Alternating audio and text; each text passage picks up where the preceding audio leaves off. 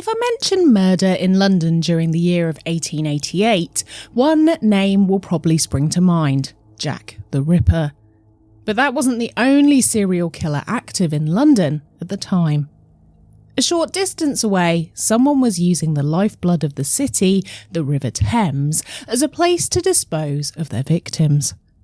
Washing up on the shore, bodies were found along its inlets, discarded, dismembered and defiled, left to the mercy of the tidal waters in the hopes they would be washed away and forgotten.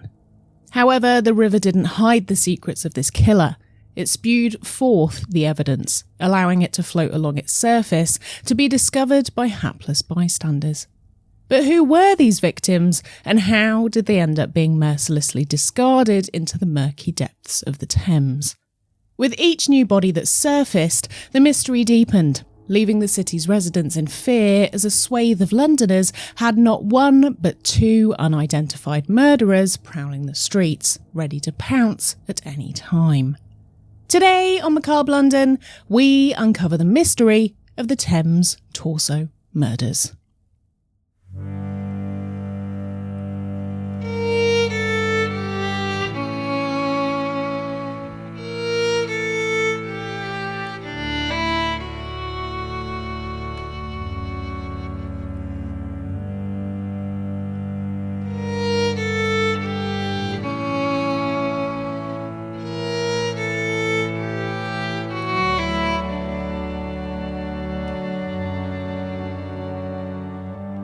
Hello everyone, and welcome back to another episode of Macabre London. I'm Nikki Druce, your host with a silent G, and today I'll be taking you on a journey down another of London's grimy backstreets to uncover a macabre tale from the city's past. And this time we're exploring the tale of a supposed serial killer which has been perpetually eclipsed by the far more infamous Jack the Ripper, and yet their crimes were just as gruesome and heinous, but the story has nowadays sunken without a trace. But first, if you're new here and you want to see more videos where we deep dive into historic tales from London's past and sometimes all over the world, then please don't forget to subscribe or follow so you never miss a new episode. If you like what I make and you have done for a while now, I would love for you to get more of the show by checking out my Patreon. There is my extra podcast, which is exclusive to Patreon, called Having a Problem, which is a fun mix of history and real life chat, which comes out on the opposite week to the main show. So if you sign up, you get to hear from me every single week. Patreon really is the best way to support what I make to make sure the show can continue, so why not take a look on patreon.com/Macabre London. I'd love to see you over there.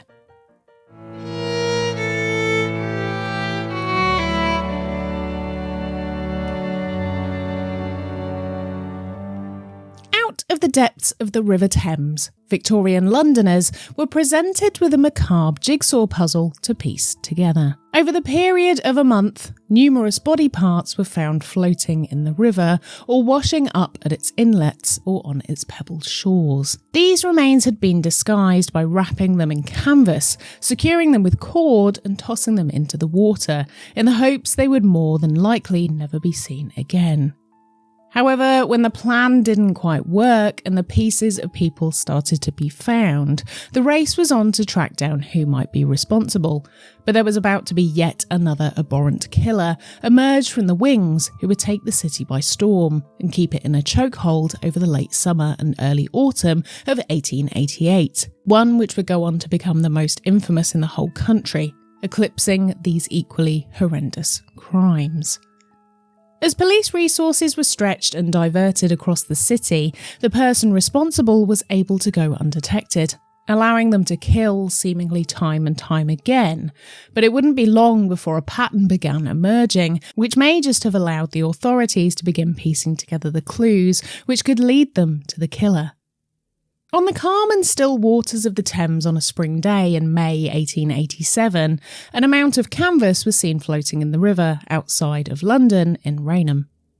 Thinking it may be some interesting jetsam discarded from a ship, some workers went and hauled the bag from the shore onto the bank to see what was inside. As they untied and unwrapped the sodden package, they were suddenly thrown back by the gut-wrenching smell which emanated from it. Inside was the torso of a woman. It was devoid of limbs and a head, and the rest of her remains were nowhere to be seen. Handing over the body to the local authorities, who were woefully unprepared to deal with such a case, they had no option but to hope that more parts would eventually wash up so they could begin literally piecing together the clues which might reveal the woman's identity. This sadly wouldn't be a quick task, as it took almost a whole month for more parts of her body to appear. At various places along the river leading out towards the Thames estuary, pieces of the unidentified Jane Doe would periodically appear, and now began the difficult task of working out who she was, except there was one very vital piece missing: her head. Over the course of the month, the torso and the found body parts were left in a police station shed in Raynham, as this was the coolest place, and what with summer fast approaching, the race was on to try and piece the woman back together before she would need to be buried. When the original torso was hauled out of the river, it was clear it wasn't fresh. On closer inspection by a doctor in Raynham, he reported that the tissues were affected by the water, suggesting she'd been dead for a matter of months, and the body had been in the water or stored in water for quite a while before it was discovered. At this time, the Thames was the lifeblood of the city. It was used for anything and everything: drinking, bathing, disposal of rotten food, human effluent, and even as a runoff for breweries, slaughterhouses, and a place to basically get rid of your rubbish for it to wash down the stream into Kent. Those lucky buggers. I still don't think they've got the stink out, to be honest. Just kidding. I love Kent. Well, some bits of Kent anyway. So, as the river was often full of muck and floating detritus, it would have been very plausible that a package like this may well have just been ignored, particularly when you've got full dead horses floating by. A human-sized bit of wrapped canvas could have easily been overlooked. Once the pieces of the body had been reunited, the doctor in charge of the inquest at Raynham, Edward Calloway, began to notice that there was something interesting about the way it had been deconstructed. When inspecting the incisions and cuts, he noted that the instruments used must have been fitting for the job, as everything was done cleanly, implying that the person responsible was not a novice at doing so. Dr. Calloway was confident that this was done by a medical professional, and had this been a few decades earlier, this theory would have been likely. However, the Anatomy Act of 1832 had meant bodies were no longer hard to come by for medical professionals to practice on. Besides, the body was mainly intact, despite the fact it was in pieces, and she didn't show signs of having been dissected. So if this was someone that knew what they were doing, why was the body discarded of in such a way? It could only be because someone was up to no good and wanted rid of the evidence. Interestingly, despite the obvious brutality of the dismemberment, the rest of her body was unscathed. There were no additional marks of violence you might expect when someone has fought back or struggled with the perpetrator, and this begged the question: was this woman murdered or just disposed of after dying from natural causes? All the parcels that were collected were all wrapped in the same fabric apart from one, the thigh, which was found in Regent's Canal, a way away from the Thames itself and also not a tidal body of water. So whomever disposed of this piece here may well have been aware this would eventually be found, and it could have been left as a calling card. The fact this case was investigated by the Raynham authorities meant the press didn't pick up on the tale, and as such, the story fell into obscurity pretty quickly, meaning anyone who was missing this woman wouldn't have had a chance of finding her. Chances are she was a Londoner, and with her relatives, friends and loved ones in the big smoke, the local press would never reach them, and she'd forever be a Jane Doe. At this time, it wasn't uncommon for people to just go missing, and the body gave clues that this woman was in her late 20s, but it also showed she'd never given birth, so there would be no abandoned children looking for her, and this narrowed the possibility of her identification even further. With all routes seemingly exhausted, the inquest jury returned a verdict of found dead, and she was buried in an unmarked grave. The sad case was chalked up to a case of domestic violence and put to rest, but what would happen next in London would change the face of things forever. On the evening of the 31st of August 1888, the body of a woman was found in a street in the East End of London. The police didn't know it yet, but this would be the start of a murder spree which would grip the Whitechapel area of London in fear for a matter of months. Mary Ann Nichols was the first victim of the posthumously named Jack the Ripper murders. Mary was found lifeless in the street with deep lacerations to her head, neck and body, and the viciousness of the attack instantly made the headlines. Just 8 days later, on the 8th of September, another mutilated, discarded body was found. This was the second victim, Annie Chapman. She'd been found at the back of her boarding house with almost identical wounds to the first victim, Mary, but with even more chilling precision used in removing certain parts of the body. What with two brutal murders having happened in quick succession, 3 days later, the police would discover something else which would escalate the case of the first Jane Doe into something more twisted. As I've been diving into this case, I've found something that's really helped me stay focused and sharp. So let me share a little discovery with you. Magic Mind. It's this nifty little pocket-sized shot that's become my go-to for mental clarity. They sent it over and I thought, why not give it a go? Magic Mind set me a 7-day challenge to try it out for just a week to see what happens, and just 3 days in, I was already noticing a big difference. My brain felt less foggy and I could really zero in on the details of these historical stories without wandering off track.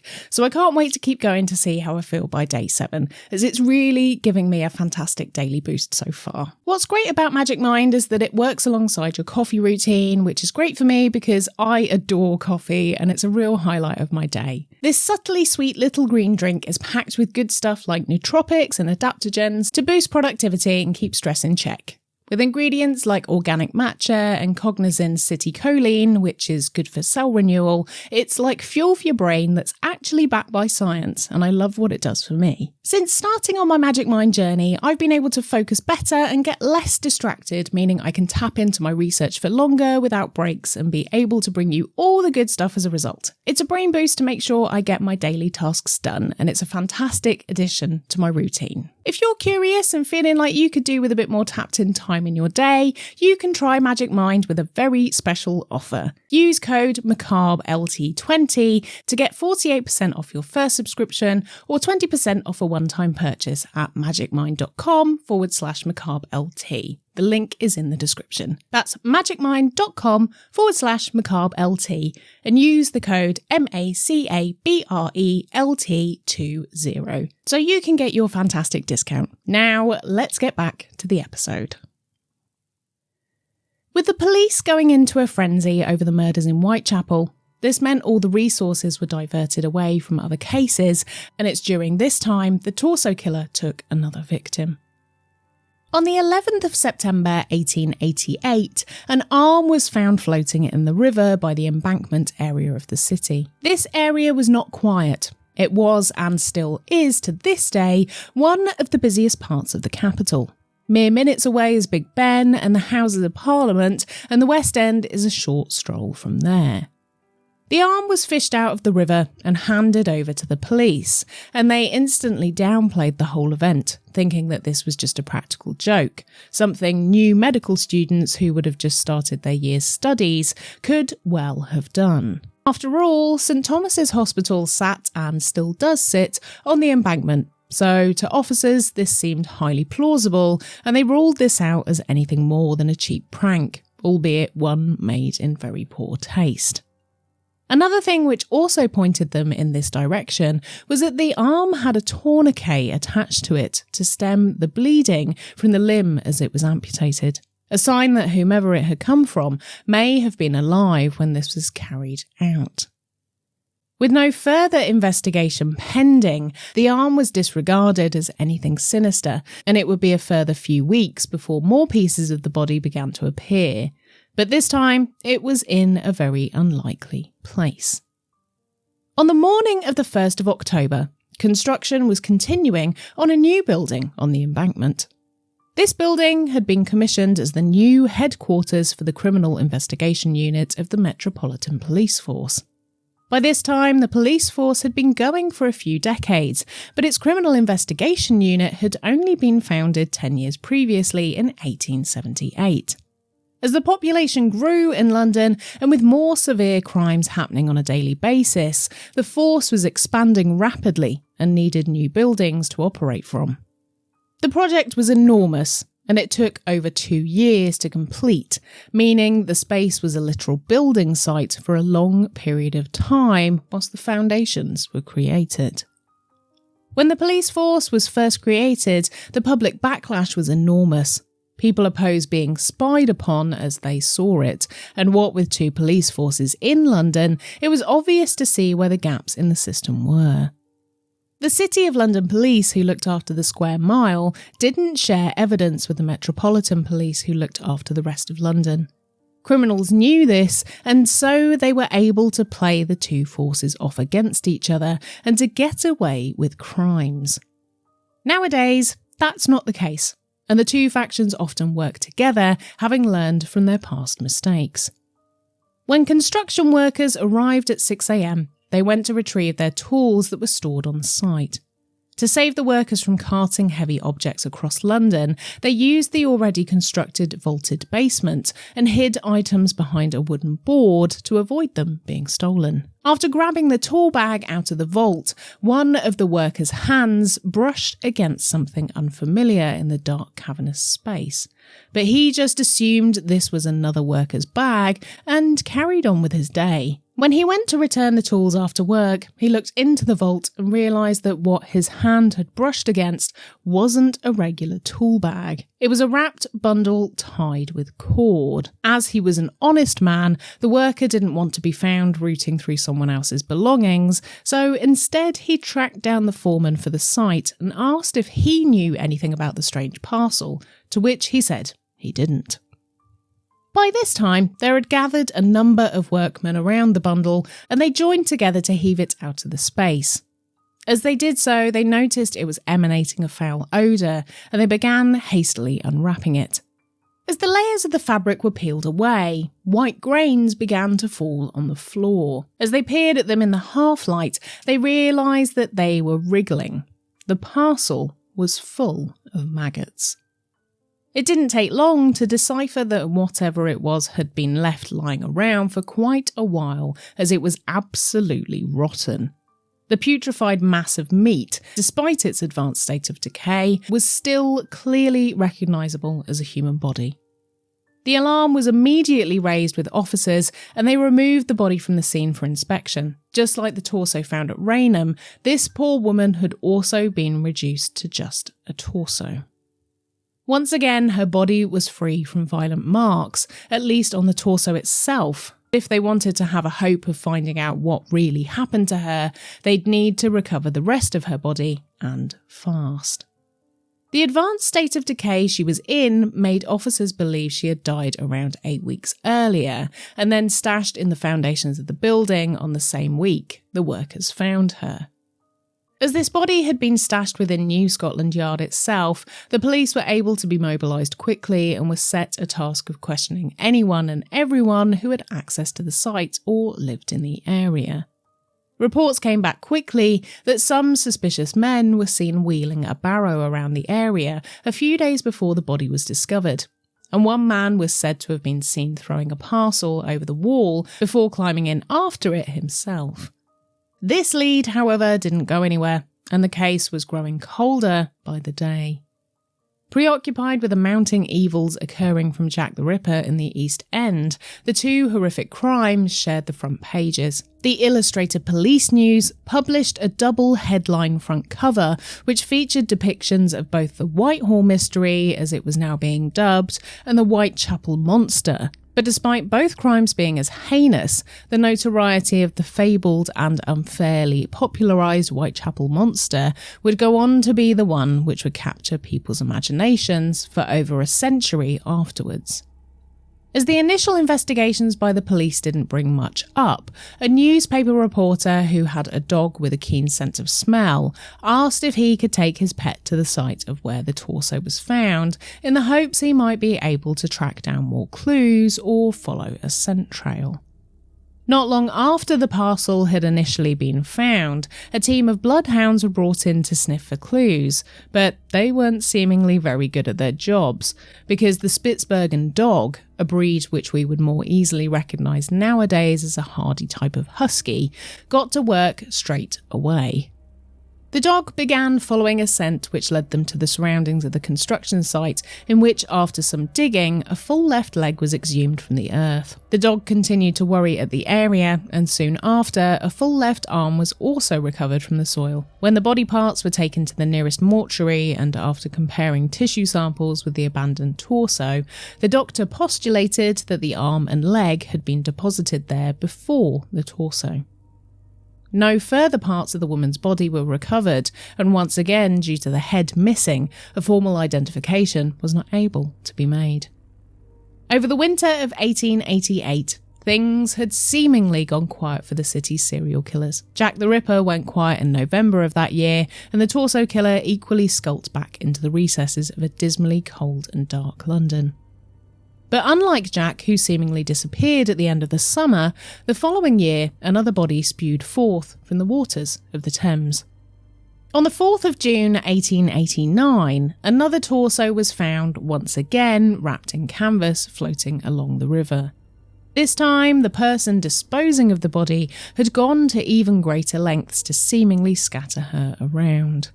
With hands, feet, parts of a shoulder and the legs cut into several pieces, there had clearly been some joy in knowing that this would be a gruesome treasure hunt for the police. With pieces picked out from Chelsea down to Limehouse, this was seemingly a game for whomever was carrying this out, knowing as many people as possible would be confronted with a horrendous parcel they had to deal with.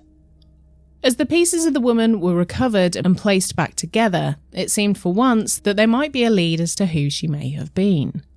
When a woman came forward from Chelsea saying her sister Elizabeth Jackson had gone missing, she had suggested to police that the torso may well be her sibling. Elizabeth had found herself down on her luck after she had been fired from her job as a maid. It was discovered by the lady of the house that extramarital relations had been going on with her husband and Elizabeth. She fired her, and due to her reputation being sullied, she found it difficult to find work in the local area again. In order to make ends meet, quite literally in this case, Elizabeth had no other option than to turn to sex work. In a time when women had incredibly limited options for work, it was either be forced into the horrors of the workhouse, which was worse than prison, or forge a living working on the street. Investigators managed to work with Elizabeth's family to piece together a few clues from clothing found in one of the parcels, through to working out her movements in the days leading up to her death. Unlike the previous discarded remains, these ones had included some scraps of material and clothing. A set of underwear had the name L. Fisher upon it, and even though this wasn't Elizabeth's birth name, it may well have been that she'd either used an alias or was wearing someone else's clothes. The excesses of fast fashion we're drowning in today just simply didn't exist back then. People often only had one set of clothes which they would wear on repeat. With everything being handmade, buying clothing was relatively costly, and so purchasing second-hand items was very common, even underwear, and so it could well be that the clothing had been marked by the previous owner. In mixed households and slum houses, making sure your clothing was named would be important to avoid losing it, a deterrent from anyone looking to steal it. When I was younger, it was common to have those scratchy tags sewn into your clothes with your name on to avoid Kelly stealing your cardigan from school, and this was effectively the same thing. When Elizabeth's body was checked over, it was discovered that she had been around 8 months pregnant, but her baby had been removed. But the body wasn't found in any of the parcels, so it was undetermined as to what may have happened to them. Again, however, it was noted that the way the body had been cut was done very cleanly with tools which were made for the job. The doctor which checked over the body this time, however, was not so sure about Dr. Calloway's theory that this was someone with medical knowledge. Dr. Braxton Hicks, yes, the guy who put his name to the premature contractions in labour, was the one to carry out the autopsy. He said that the person responsible for the crime wasn't necessarily someone with medical knowledge, but they did know how to carve up meat. He said the bones and body were disassembled in a way which suggested this person knew how to clearly cut around a joint, suggesting it may well have been a butcher or a knacker man, someone who disposed of horses. At least for Elizabeth Jackson's family, they had some peace in knowing they could lay her to rest, but without her head, there was still an element of doubt as to whether this may have 100% been her. But Liz did have a matching scar on her wrist. And as she never turned back up in London, having been a resident of Chelsea for her whole life, they resolutely accepted the final ruling. At the coroner's inquest, the case was ruled as willful murder by person or persons unknown, and it was starting to appear that the person carrying out these crimes had no plans to stop anytime soon. When another body appeared in September that year, a few months after Elizabeth's case, it was looking like this was going to be a perpetual problem for the female residents of the city. At least with Jack the Ripper, his murder spree had been relatively short, but with the torso murderer, it was appearing that there was no end in sight. On the morning of the 10th of September, a policeman was walking his beat when he discovered a body discarded in the street. On Pinchin Street in Whitechapel, underneath the railway viaduct that spanned across the top of the street, the remains of a woman were discovered. This time, however, things were different. Her body was cut while she was still dressed, and her clothing remained on, and her body was once again missing a head. The arms were still attached, and there was barely an attempt to hide the body at all. The body was also covered in bruises and lacerations, suggesting that there had been a struggle beforehand. The abdomen of the woman had also been cut in the same way as many of the Ripper's victims, which led people to think he had returned. But many of the other gruesome and violating things the Ripper would do to his victims wasn't present, and so it felt that this poor woman had been subjected to a mixture of both murder methods, and perhaps this was someone who wanted to either entirely confuse the police or who wasn't anything to do with either of these cases at all, just being a copycat. The victim was once again unable to be identified, despite this time having a bit more to go on with the clothing and arms still attached, but sadly no one came forward to claim her. And with that, the police were now even more confused than they'd ever been. Fearing that the torso killer may just keep going, police and the authorities began to do a bit of digging to try and link the cases together. At this time, even though there had obviously been serial murderers around, the police work wasn't there yet and forensics was still in their infancy. The way we are able to link cases together nowadays is very quick, and what with modern forensics, the opportunity to kill multiple victims without being caught is hugely reduced. When another 2 cases were unearthed from the archives, it seemed that the torso killer may well have been active for longer than anyone had first thought. In 1873, 15 years before the first of the canonical 4 victims was discovered, another limbless body was found floating in the Thames. This victim, however, did have a head, but in an even more disturbing turn of events, her face had been sliced off. When the face was finally recovered, the coroner managed to present it to the viewing public, stretched over a board, and rather unsurprisingly, no one could work out who it was. The following year, in 1874, another partially deconstructed body was found. This time the body had been covered in quicklime, a substance which was thought to break down the flesh fast, and something which was great at covering up odours. In later studies, it's been proven that quicklime can have the opposite effect on dissolving tissues, and can actually preserve them for longer. The incisions made on the body were also said to be cleanly made and by someone who knew how to carve meat and had access to the correct tools to do so. Other further cases were potentially linked, but I don't personally think they were anything to do with this, as the circumstances are just not the main modus operandi of the other cases, and it just seems like they were thrown into the case to try and make them fit. As the potential killer had been operating for over a decade in London, it was patently obvious that the police had absolutely no clue who this was, or if they did, they were doing a good job of covering it up. So now, let's delve into some theories about what this may have all been about. Initially, my thoughts went to medical malpractice. This may well have been a bit like the John Christie case, the so-called doctor from the 1940s who said he could help women out when they found themselves with child when they didn't want to be. However, the post-mortem results show that mainly this wasn't the case, as the genitals and stomachs of the women weren't mutilated. Sure, there were a few cases where this wasn't the case, but overall, it didn't seem that this was someone taking advantage of that situation. I then began to think this was a policeman gone rogue. We know this does happen, and in a time where there were even less regulations, you can rest assured that someone would have joined the force with the full intention of being able to take advantage of their position of power.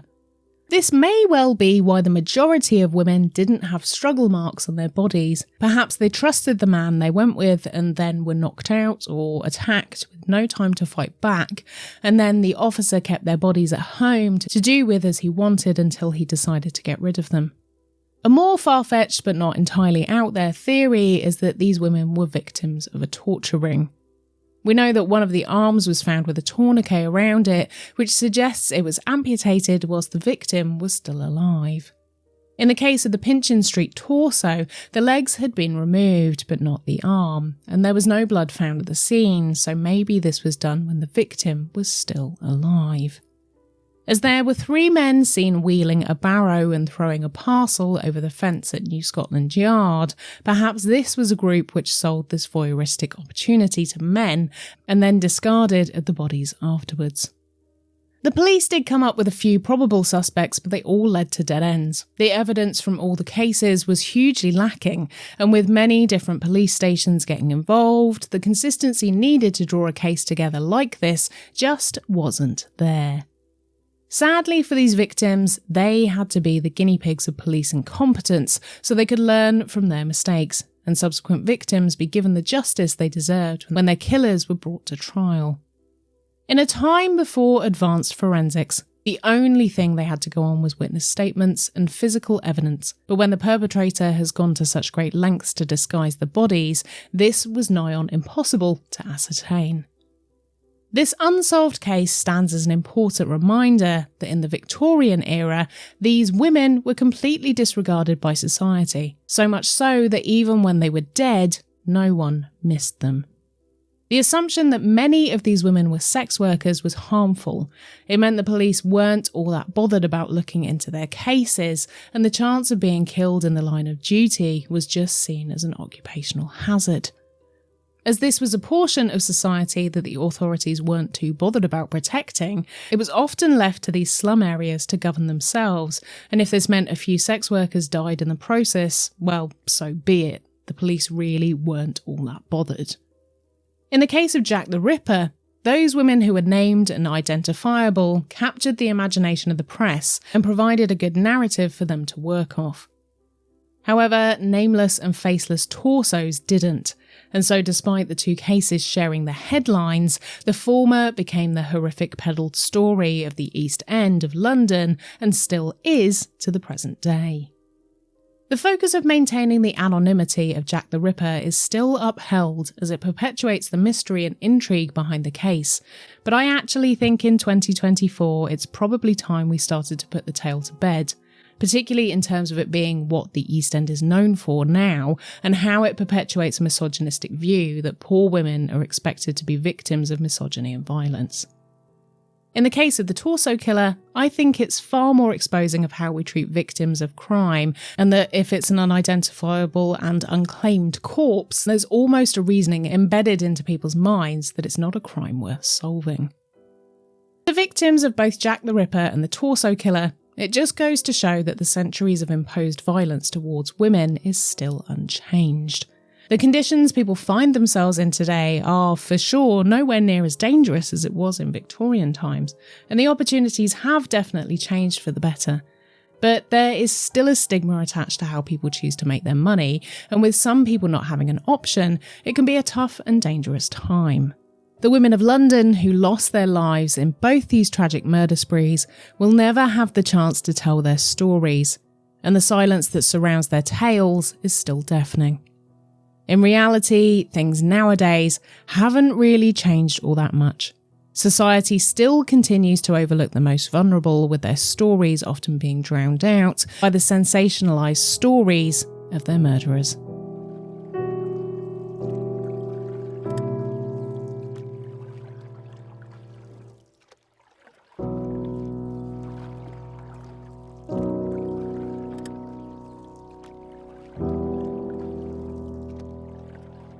This story ended up starting off as something I was really enjoying learning about, but once I started to draw comparisons to the modern day, honestly, it kind of put a downer on it all. As you know, I love the foggy London murder stories, but when I realised that actually things haven't really changed all that much, it was a bitter pill to swallow. But I'm glad I can still share these stories with you as much as I can with the information that's out there. And I think it's important we keep doing so, particularly for the memories of the women, but not so much for their killers.